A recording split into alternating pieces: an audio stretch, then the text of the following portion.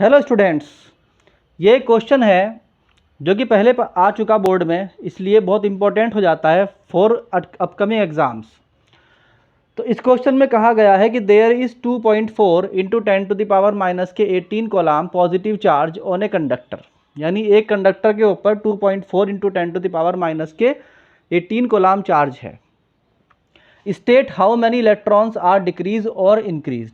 तो कितने electrons increase हुए या डिक्रीज हुए। तो इसका आंसर क्या होगा। सबसे पहली बात कि पॉजिटिव चार्ज है इसलिए इलेक्ट्रॉन डिक्रीज हुए होंगे। As conductor has positive charge, so it loss electron, यानी इलेक्ट्रॉन क्या हुए होंगे, decrease. So electrons are decreased. पहला पॉइंट तो ये हो गया। दूसरा पॉइंट हुआ कि एज Q की वैल्यू दी हुई है 2.4 into 10 to the power minus के 18 कोलाम, और E की वैल्यू पहले से मालूम है हमें कितनी होती है 1.6 इंटू 10 टू द पावर के माइनस के 19 कोलाम।